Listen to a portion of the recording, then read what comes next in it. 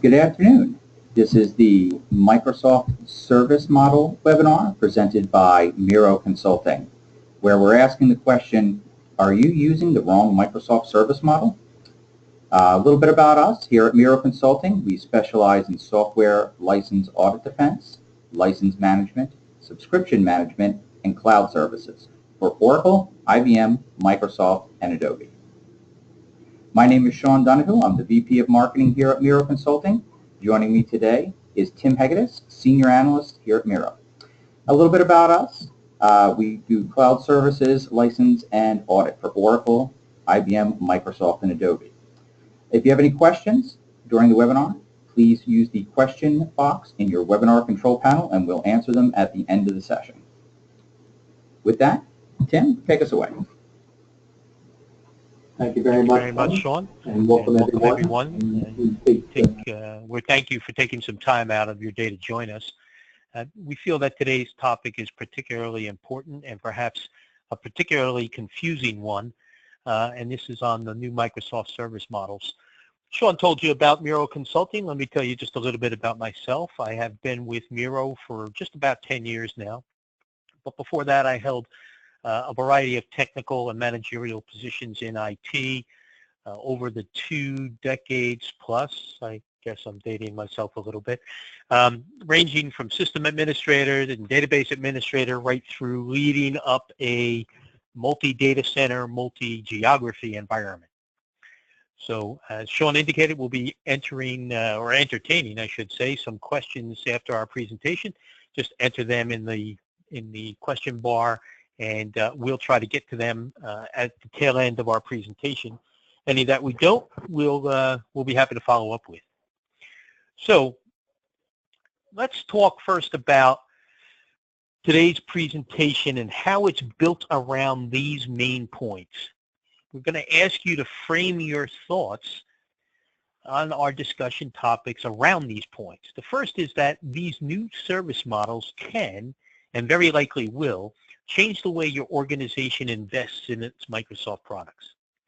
Secondly, there will develop a need for constant vigilance about updates and new features based on the model in play.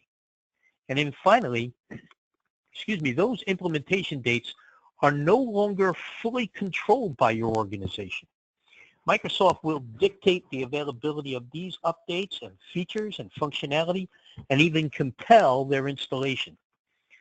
So now, before we continue, I just want to make a note that we're going to be covering the latest versions of our programs in our examples. So let's get to some definitions and answer the question, what the heck are these new service models? Well, let's first look at on-premise. The long-term servicing branch, or LTSB, is the one that you're probably most familiar with. It is the typical 5+5 model, 5 years of mainstream support, 5 years of extended support. And many clients are telling Miro that they intend to stay on the LTSB because of that familiarity. But things have changed, and all these changes may influence how you maintain those deployments. Because while the updates are made monthly, they will only be for the security fixes, critical fixes, and updated anti-malware signatures. New features are not part of that cycle. I want to repeat that. New features are not part of that cycle. Instead, new features in the LTSB are released every few years, and they require a new LTSB. So, for example, Windows Server 2016 on LTSB is currently at the 2016 branch. It will require a new LTSB branch, 2017 perhaps, 2018 going forward, in order to have new features and functionality built into it.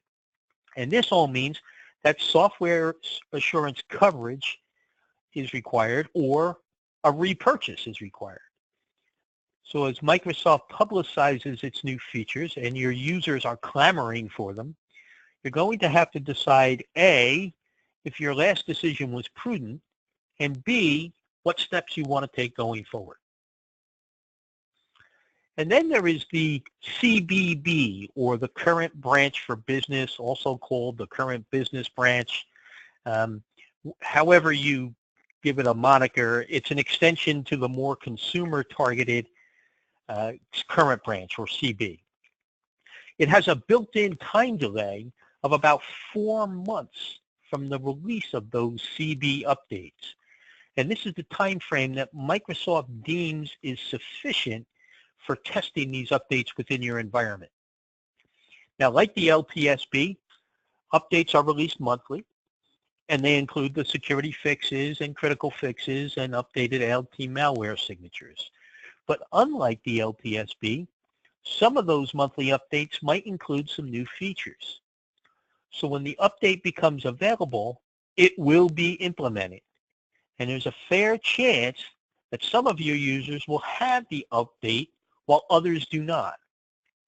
And quite honestly, depending on the size of your environment, you might therefore want to prepare for your help desk phones to blow up. Now, an important note there at the bottom.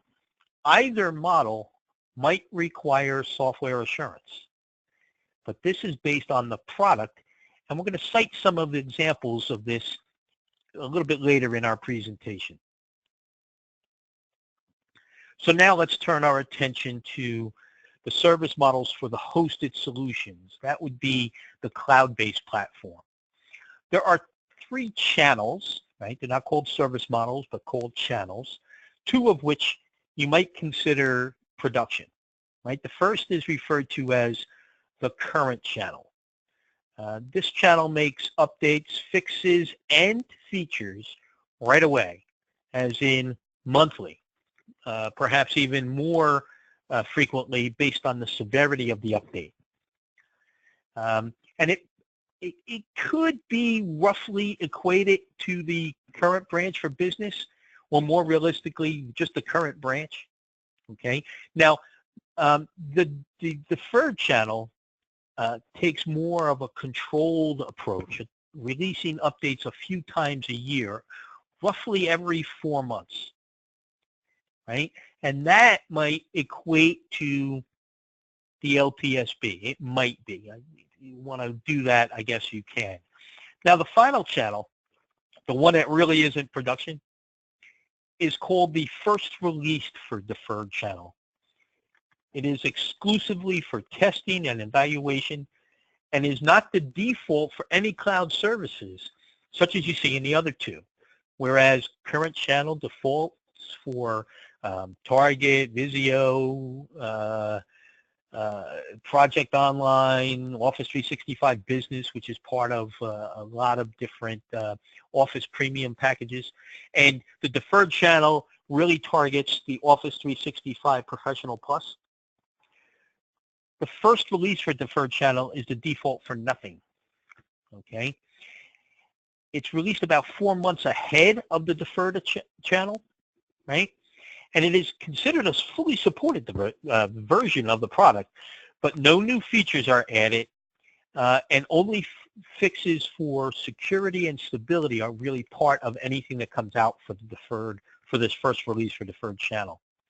Now, the channel that you decide to deploy for your users depends on several factors.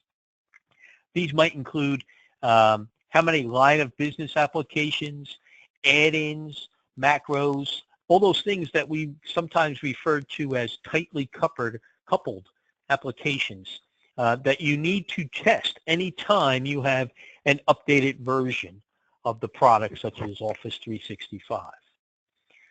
Now, there's another important note here at the bottom, right? Now, while we have mentioned some of the similarities between the cloud service channels and the on-premise service models, there really isn't any direct relationship between them.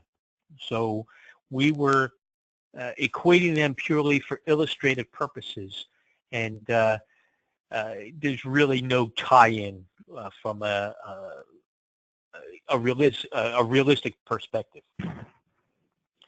So now that we have defined and gained, hopefully, a basic understanding of what these new service models and channels are, let's discuss some specifics. Okay, so at first we're going to focus on the on-premise service models, right, and the LTSB, right? All the updates are cumulative. Okay, that makes a lot of sense. That's not much different than what we have today, though you do have an option still to install some and not install some others. But we're going to come back to that. We're going to come back to that frequently. You must remain current to be supported. The hardware that is running the product must be compatible and must be within the support life cycle of the OEM. So if that original equipment manufacturer end-of-lifes a particular device, the one that you're using, then you are therefore running an unsupported version of the product. All right, and the update availability, it could vary. It could vary by country, region, or the hardware capabilities, which might include network connectivity. So if the download doesn't happen, you don't have that update. Ample disk space, if you're not managing that carefully, that could become a problem if that download cannot complete successfully. And there's several other reasons why they may vary. But the idea here being that you want to make sure that you have ample room, ample space, ample connectivity for these cumulative updates. Now, turning our attention to the CBB, you're going to have to be prepared for what Microsoft refers to as its cloud cadence. In other words, really quick and not under your control. You must remain current here, but the updates require a manual installation. For Windows Server 2016, for example, it will be necessary to stay current with new versions as they come out, but the new versions will not auto-update on a server. So staying aware of the release of these new versions is going to be paramount and very, very essential. Now, perhaps the most important note that we're going to add today appears right there on this slide, right? The important point here is if you are running in an unsupported environment for any of the reasons that we've gone over, the first corrective measure Microsoft will take is to ask you to reproduce the problem in a supported environment. Okay, so we'll come back to that several times as I indicated, but the idea here is that this is a brand new environment for many of us. Okay, something that we may have to incorporate into our problem-solving methodologies. All right. Now, let's talk about some of the attributes affiliated with the hosted service channels. Okay. For the current channel, be aware that it's only the most current channel, the most recent updates are supported. Right? That manifests itself primarily from the standpoint that down-level versions receive no security updates. Okay, so that's an exposure, right? And it pretty much goes without saying that you must remain current so that you can maintain support, but in as much as Microsoft controls the updates, you should always be updated. You should always be up to date. Now, the deferred channel won't have all the new features included in the most recent current channel, right? It's 4 months behind. The features that are included in the deferred channel are the features from that current channel from 4 months ago, okay? But you can choose to deploy individual new features to some of your users from the current channel, if that's what you want to do, right? To maintain security, right, those types of fixes and updates are applied to the deferred channel, right? And because of the inherent time lag associated with the deferred channel, the current and the most recent update prior to the current one. So the current and the -1 generations are the ones that are supported. Now, at the rate of release of a new update every 4 months, that's only about an 8-month window. Okay, something to bear in mind. And if you allow these updates to linger beyond that window, you're going to lose support. Then recall from our last slide that Microsoft's first direction will be to update to the current version and then reproduce the problem. Right? Now, that first release for deferred channel differs a little bit. Okay? It is the channel that is designed for testing, pre-deferred channel testing. It is released about 4 months ahead of the next deferred channel update, roughly the same time as the current channel. Okay. However, only security and stability fixes here are applied. And note, this is the difference between the deferred channel and the first release for deferred channel. The deferred channel has only security fixes applied to it, not stability fixes. Okay, so it's truly a test environment. Stability might be interrupted. It might go backwards. It might fail outright. So that first release for deferred channel is truly a testing methodology or a testing channel for your limited exposure to IT pros. Hi, this is Sean again. I just want to remind everyone who's joined us recently in the program that if you'd like to ask any questions, we'll answer them at the end of the session. Please use the question box within your control panel. And just in case you missed it earlier, Miro Consulting specializes in software license audit defense, license management, subscription management, and cloud services for Oracle, IBM, Microsoft, and Adobe. Tim, back to you. Thank you very much. Thank you very much, Sean.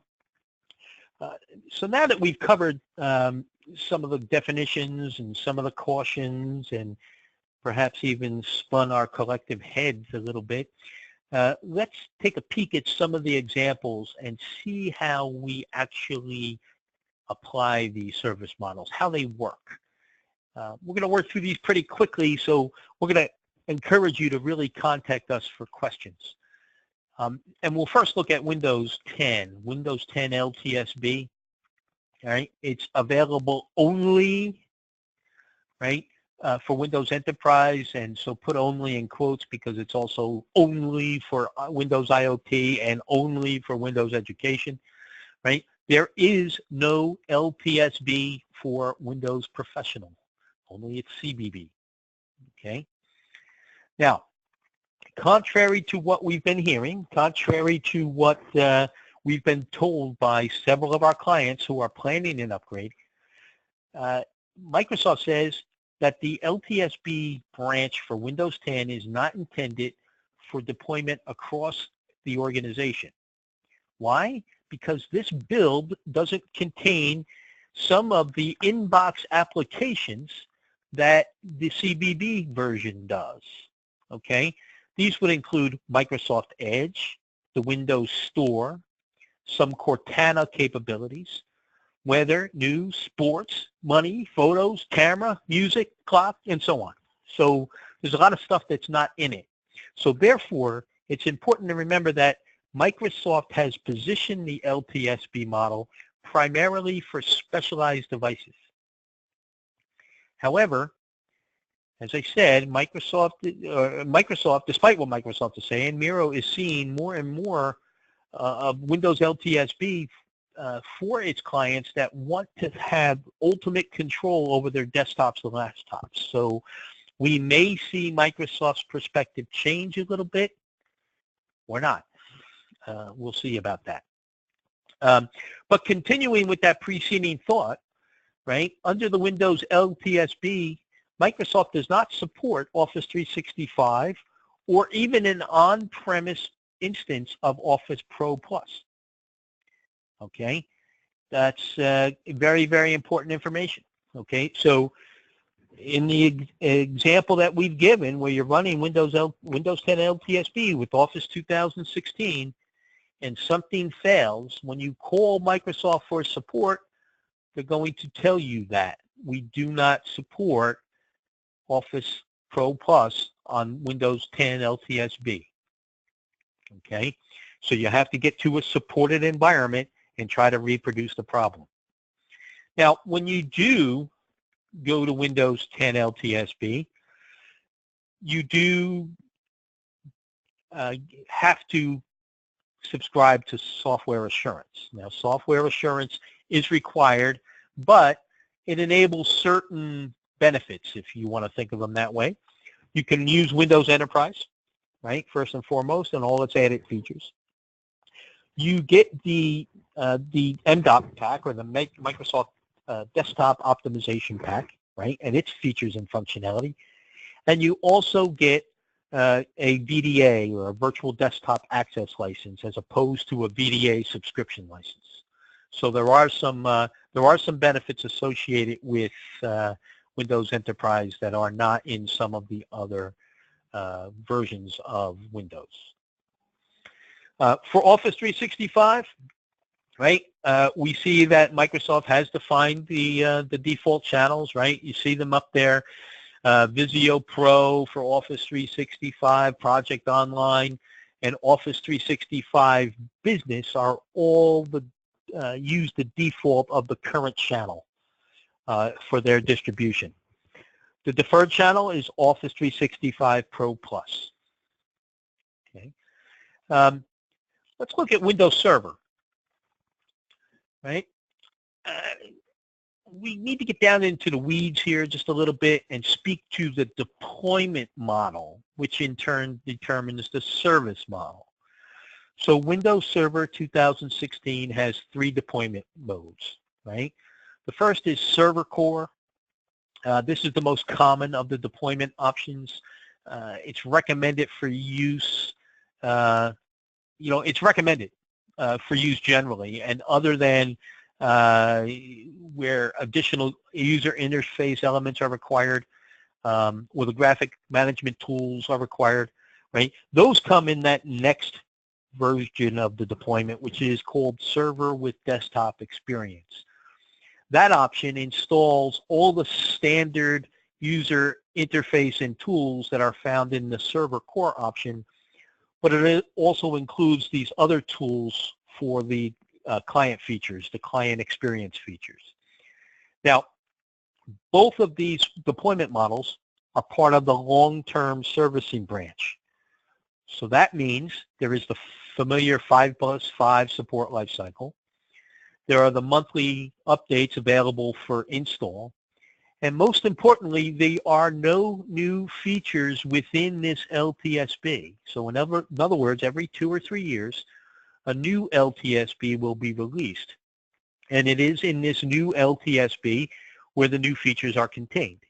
So this means that without active software assurance, the new LTSB might not be available to you. And if those features and functionalities are important, then a repurchase may be necessary. Now, that brings us to our third deployment mode, which is the Nano Server mode. And that option features a remotely administrated server operating system. It's optimized for both your private clouds as well as your on-site data center. And it is similar to Windows Server in the Server Core model, but it is quite smaller and comes with significant constraints. Nevertheless, it's an option that some organizations are in fact pursuing. Now, Nano Server is accompanied by the current branch for business only. And that means that while there are still the monthly updates, new features are released 2 or 3 times annually. But only the most current release and the most immediately preceding release are supported. And in order to have Nano Server under the CBB, you must have software assurance on both the Windows Server software and all of the Windows Server CALs.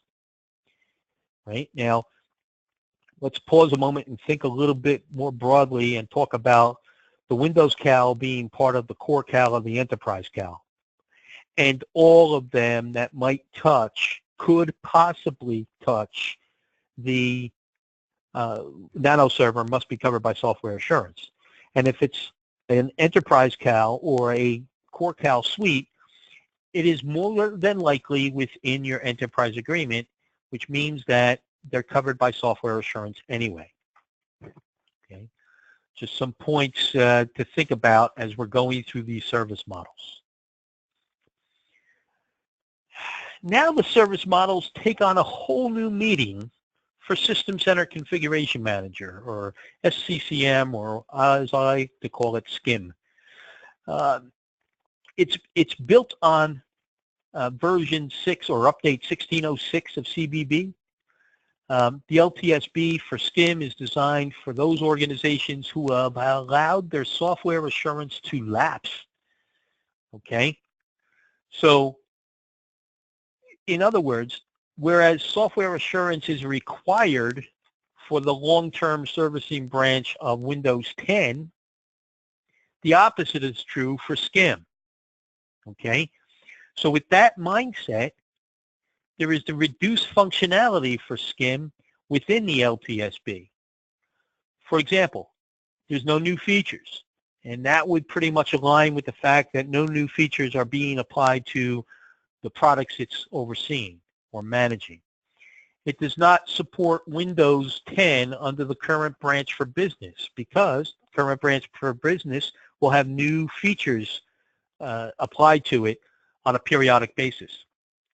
Nor does it support any future releases of Windows 10 or Windows Server. Again, nothing new is happening with this version of SCIM. Remember that software assurance has lapsed, and you're not getting any new updates to it. And the list goes on, asset intelligence and more and more and more. So there is there's a lot of differences in the way the long-term service branch and the current branch for business actually work.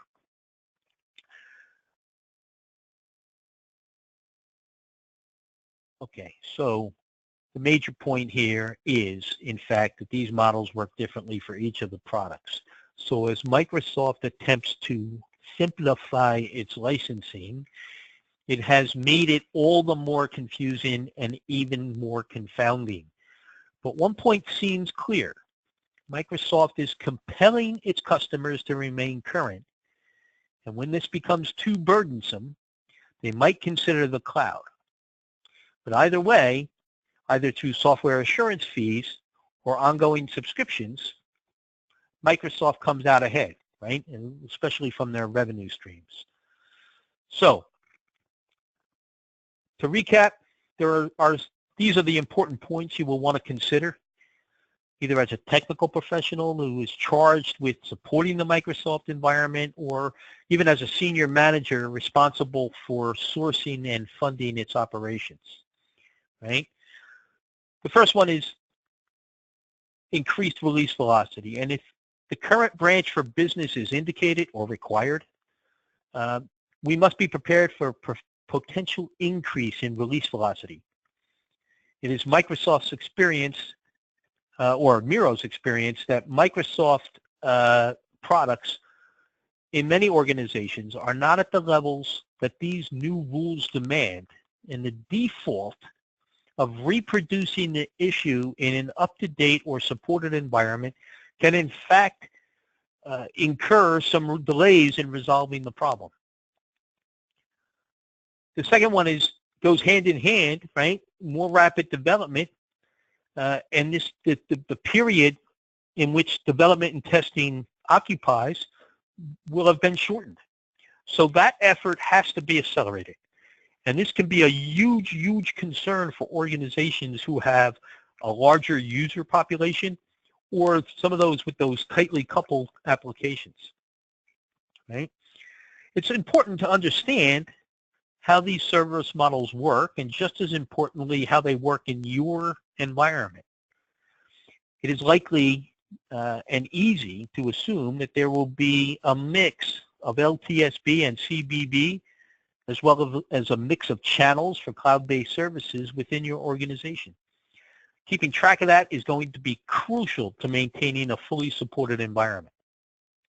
And finally, before deploying, ask those questions that are going to help you determine which branch or channel is most appropriate for a given situation. I'm suggesting that you may even want to document this decision-making process and revisit it from time to time to see if any adjustments become necessary. So with that, I'll turn it back over to Sean. Thanks, Tim. Great presentation.